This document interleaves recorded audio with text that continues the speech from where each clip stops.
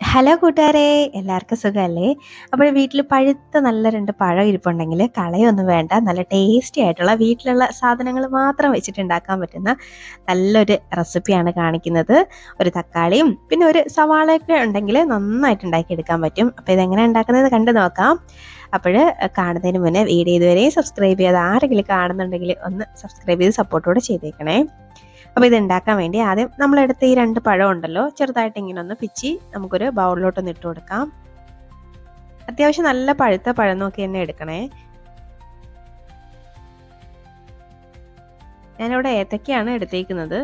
അപ്പം ഇത് നന്നായിട്ട് ഇനി ഒരു സ്മാഷർ വെച്ചിട്ടോ അല്ലെങ്കിൽ ഒരു സ്പൂൺ വെച്ചിട്ടോ കാണാം നന്നായിട്ട് ഒന്നങ്ങ് ഉടച്ചെടുക്കാം.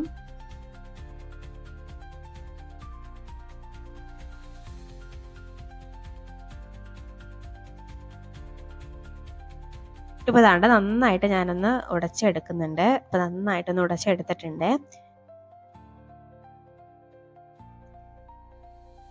ഇനി ഇതിലേക്ക് ഒരു തക്കാളി ഒന്ന് ചേർത്ത് കൊടുക്കാം. നല്ല ചെറുതായിട്ട് അരിഞ്ഞ് വേണം കേട്ടോ ഇതിനകത്ത് ചേർക്കുന്നതെല്ലാം ചേർക്കാനായിട്ട്.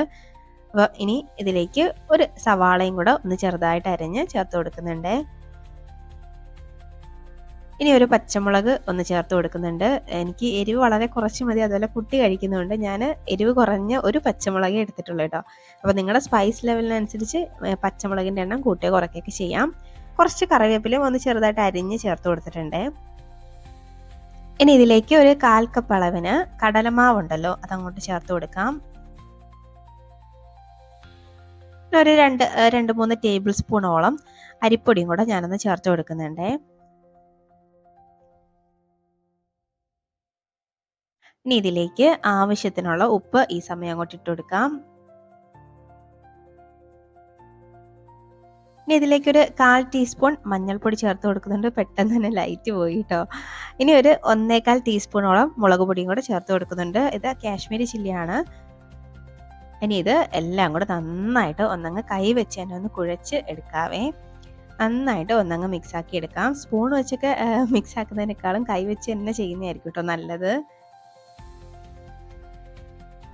ശരിക്കും പറഞ്ഞാൽ കുറച്ച് നല്ല മധുരവും എരിവും ഒക്കെ ആയിട്ടുള്ള അടിപൊളി ഒരു സ്നാക്കാണ്. നിങ്ങൾ പ്രതീക്ഷിക്കാത്തൊരു ടേസ്റ്റാണ് കേട്ടോ. ചായയൊക്കെ തിളയ്ക്കുന്ന സമയം കൊണ്ട് പെട്ടെന്ന് ഉണ്ടാക്കിയെടുക്കാം. വൈകിട്ട് ചായയുടെ കൂടെയൊക്കെ നല്ല ടേസ്റ്റി ആയിട്ട് കഴിക്കുകയും ചെയ്യാം കേട്ടോ. അപ്പം പഴം വെച്ച് ഇതുവരെ ഇങ്ങനെ ട്രൈ ആക്കി നോക്കിയിട്ടില്ലെങ്കിൽ ഉറപ്പായിട്ടും ട്രൈ ആക്കിക്കോ. എന്തായാലും വീണ്ടും വീണ്ടും നിങ്ങളിത് ഉണ്ടാക്കും, അതെനിക്ക് ഉറപ്പാണ് കേട്ടോ. അപ്പോൾ നന്നായിട്ട് ഇതുപോലെ ഒന്നങ്ങ് മിക്സ് ആക്കി എടുക്കാം. അപ്പൊ നല്ല ലൂസ് ആയിട്ടുള്ള ഒരു കൺസിസ്റ്റൻസിയാണ് ഈ മാവിന്. അതാണ്ട് ഇതുപോലെയാണ് ഇത് ഇരിക്കുന്നത് കേട്ടോ. ഇതിന്റെ ബാറ്റർ ഇതുപോലെയാണ്. അപ്പോൾ ഇതുപോലൊക്കെ ആകുമ്പോഴേക്കും നമുക്കിത് അങ്ങോട്ട് മാറ്റി വെച്ചിട്ട് നമുക്കിത് ഫ്രൈ ആക്കാൻ വേണ്ടിയിട്ട് ഒരു ചീനച്ചട്ടി ഞാനൊന്ന് അടുപ്പത്തേക്ക് വെച്ചിട്ടുണ്ട്. പിന്നെ ഇതിലേക്ക് ഞാൻ അതിഥിയുടെ സൺഫ്ലവർ ഓയിലാണ് കേട്ടോ ചേർത്ത് കൊടുക്കുന്നത്. നല്ലൊരു സൺഫ്ലവർ ഓയിലാണ്. ഒട്ടും തന്നെ എണ്ണ കുടിക്കില്ല കേട്ടോ. അപ്പം ഇതങ്ങോട്ട് ഒഴിച്ചു കൊടുക്കുന്നുണ്ട്. എണ്ണ ഒന്ന് ചൂടായി വരുമ്പോഴേക്കുവേ ആ ബാറ്ററിയിൽ നിന്ന് കുറേശ്ശെ കുറേശ്ശെ ഇതുപോലെ കൈവച്ച് ഒന്നങ്ങോട്ട് ഇട്ട് കൊടുക്കാം. അപ്പോൾ ഞാനിത് ചേർത്തപ്പോഴേ അത്യാവശ്യം നല്ല ചൂടുണ്ടായിരുന്നു എണ്ണയ്ക്ക്. അപ്പോൾ ഒരു മീഡിയം ചൂടാകുമ്പോൾ തന്നെ ഇട്ട് കൊടുത്തോളൂ കേട്ടോ. അല്ലെങ്കിൽ പെട്ടെന്ന് തന്നെ ഇതങ്ങ് കളറൊക്കെ മാറി ഒരു കരിഞ്ഞ പോലത്തെ ഒരു ഇത് വരും. പക്ഷെ കരിഞ്ഞിട്ടൊന്നുമില്ല, ചെറുതായിട്ട് കളറൊന്നും മാറിയിട്ടുണ്ട്. പഴമൊക്കെ ആയതുകൊണ്ട് തന്നെ പെട്ടെന്ന് അങ്ങ് റെഡിയാവും കേട്ടോ. പെട്ടെന്ന് പെട്ടെന്ന് നമുക്ക് തിരിച്ചും മറിച്ചുമൊക്കെ ഇട്ട് റെഡിയാക്കി എടുക്കാം. അധികം സമയമൊന്നും വേണ്ട. അപ്പോൾ അതാണ്ട് ഇതുപോലെ കൈ വെച്ച് അങ്ങോട്ട് ഇട്ട് കൊടുക്കാം. കണ്ടോ, ഞാൻ പറഞ്ഞത് ഇതാണ് കളറ് മാറിയെന്ന് പറഞ്ഞുണ്ട്. അപ്പം എണ്ണയ്ക്ക് ഒരുപാട് അങ്ങ് ചൂട് കൂടിയതുകൊണ്ടാണ്. അപ്പോൾ ഒരു മീഡിയം ഫ്ലെയിമിൽ വെച്ചിട്ട് ചൂടായി വരുമ്പോഴേക്കും തന്നെ നമുക്കിത് ഇട്ട് കൊടുക്കാം. ഇനി അത് തിരിച്ചും മറിച്ചുമൊക്കെ ഇട്ട് നമുക്ക് നന്നായിട്ട് ഒന്നങ്ങ് ഫ്രൈ ആക്കി എടുക്കാം. ചെറുതായിട്ട് അതിൻ്റെ കളറൊന്ന് മാറി വന്നാൽ മതി. അപ്പം പെട്ടെന്ന് തന്നെ അങ്ങ് റെഡിയാക്കി എടുക്കാൻ പറ്റുന്ന ഒരു സ്നാക്കാണ് കേട്ടോ.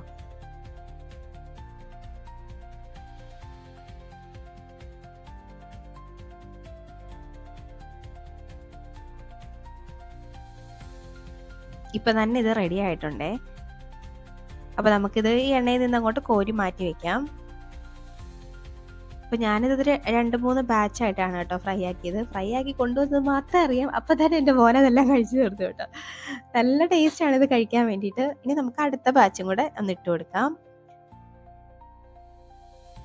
ഇത് കളറൊന്നും മാറിയിട്ടില്ല. കറക്റ്റ് പാകത്തിനാണ് കേട്ടോ ഞാൻ എടുത്തേക്കുന്നത്.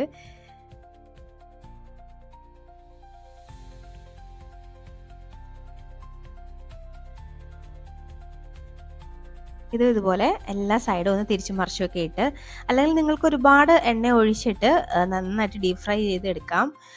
അപ്പം ഞാൻ വളരെ കുറച്ച് എണ്ണയെ ചേർത്തുള്ളൂ, അതുകൊണ്ടാണ് ഇങ്ങനെ തിരിച്ചും മറിച്ചൊക്കെ ഇടേണ്ടി വരുന്നത്. അപ്പോൾ ദാണ്ടെ ഇതുപോലെ നന്നായിട്ടൊന്ന് തിരിച്ചും മറിച്ചൊക്കെ ഇട്ട് എല്ലാ സൈഡ്സും ഇതുപോലെ നന്നായിട്ടൊന്ന് അങ്ങ് വേവിച്ചെടുക്കാം. ഇനി ഇത് പെട്ടെന്ന് തന്നെ ആവും ട്ടോ. ഒരു സെറ്റൊക്കെ ഒരു 1, 2 മിനിറ്റ് കൊണ്ടൊക്കെ ഇങ്ങ് റെഡിയായി വരും. വേണ്ട ഇപ്പം ഇനി ഇതും എണ്ണയിൽ നിന്ന് മാറ്റുന്നുണ്ട്. അതുപോലെ എല്ലാം ഒന്നങ്ങ് ഫ്രൈ ആക്കി എടുക്കാം.